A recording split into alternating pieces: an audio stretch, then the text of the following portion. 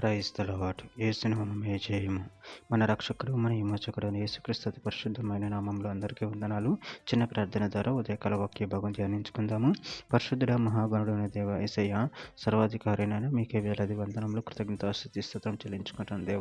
దేవ ఉదయకాలం ప్రభు వాక్య భాగం ధ్యానిస్తుండగా వాక్య భాగం మాకు అర్థములకు సహాయం చేసి మీ కృపలో బలపరిచి మీకు మాదిరిగా మమ్మల్ని నడిపించమని చిన్న ప్రార్థన యేసు నామంలో అడిగి వేడుకుంటున్నాను తండ్రి. ఆమేన్ ఆమేన్.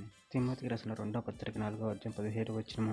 అయితే నా ద్వారా సువార్త పూర్ణంగా ప్రకటింపబడు నిమిత్తమును అన్యజనులందరూ దాని విను నిమిత్తమును ప్రభువు నా పక్క నిలిచి నన్ను బలపరిచిన కనుక నేను సింహం నోట నుండి తప్పింపబడి తిని. ఆమె దేవుడి వాక్య భాగం దీవించిన గాక. ప్రభునందు ప్రియులారా, ఇక్కడ వాక్య భాగంలో గమనించినట్లయితే, అయితే నా ద్వారా సువార్త పూర్ణంగా ప్రకటింపబడు నిమిత్తమును అన్యజనులందరూ దాని విను నిమిత్తమును ప్రభువు నా ప్రక్క నిలిచి బలపరిచిను గనుక నేను సింహం నోటి నుండి తప్పింపబడి తిని. అదేవిధంగా వాక్య భాగంలో గమనించినట్లయితే కీర్తన గ్రంథం 37వ అధ్యాయం 39-40 వచనాలలో యెహోవాయే నీతిమంతులకు రక్షణాధారము, బాధ కలుగునప్పుడు ఆయనే వారికి ఆశ్రయదుర్గము, యెహోవా వారికి సహాయుడై వారిని రక్షించును. వారు యెహోవా శరణు జొచ్చి ఉన్నారు గనుక ఆయన భక్తిహీనుల చేతుల నుండి వారిని విడిపించి రక్షించును. కీర్తన గ్రంథం 109వ అధ్యాయం 31వ వచనం. దరిద్రుని ప్రాణమును విమర్శకు లోపరచు వారి చేతుల నుండి అతని రక్షించుటకై యెహోవా అతని కుడి ప్రక్కన నిలుచుచున్నాడు. యెషయా గ్రంథం 41వ అధ్యాయం 10వ వచనము. నువ్వు నా దాసుడు అని నేను నిన్ను ఉపేక్షింపక ఏర్పరచుకొంటినని నేను నీతో చెప్పి ఉన్నాను. నీకు తోడై ఉన్నాను, భయపడకుము, నేను నీ దేవుడనై ఉన్నాను, దిగులు పడకుము, నేను నిన్ను బలపడుతూ నీకు సహాయం చేయువాడు నేనే, నీతి అను నా దక్షిణ హస్తంతో నిన్ను ఆదుకొందును.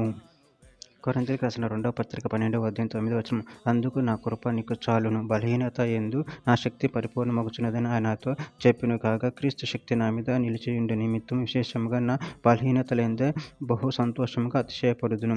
అపోస్తలుల కార్యముల గ్రంథం 26వ అధ్యాయం 18వ వచనం. వారు చీకటిలో నుండి వెలుగులోనికి, సాతాను అధికారం నుండి దేవుని వైపునకు తిరిగి నా యందలి విశ్వాసం చేత పాపక్షమాపణను పరిశుద్ధపరచబడిన వారి స్వాస్థ్యమును పొందినట్లు వారి కన్నులు తెరచుటకై నిన్ను వారి యొద్దకు పంపెదనని చెప్పెను. చివరిగా ఒక మాట, కీర్తన గ్రంథం 27వ అధ్యాయం 9వ వచనం. నీ ముఖం నాకు దాచుకుము, కోపం చేత నీ సేవకుని తొలివేయకుము, నా సహాయుడు నీవే, నా రక్షణకర్తవు, నా దేవా, నన్ను జగనాడుకము, నన్ను విడవకుము. ఆమె దేవుడి వాక్య భాగం దీవించిన కాక. చిన్న ప్రార్థన చేసుకుందాము. పరిశుద్ధుడ ప్రేమగల దేవేశ్వర, మీరు ఇచ్చిన వాక్యదాన్ని బట్టి ప్రభు కృపను చెల్లించుకుంటున్నాను తండ్రి.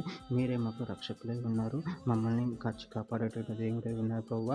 మీ కృప చేత మమ్మల్ని బలపరిచే దేవుడై ఉన్నారు. అందరిని బట్టి ప్రభు కృపను చెల్లించుకుంటూ మీ ప్రేమ కృపను మమ్మల్ని నిరంతరం కాచి కాపాడమని చిన్న ప్రార్థన ప్రభు యేసు నామములో అడిగి వేడుకుంటున్నాను తండ్రి. ఆమేన్ ఆమేన్ ఆమేన్.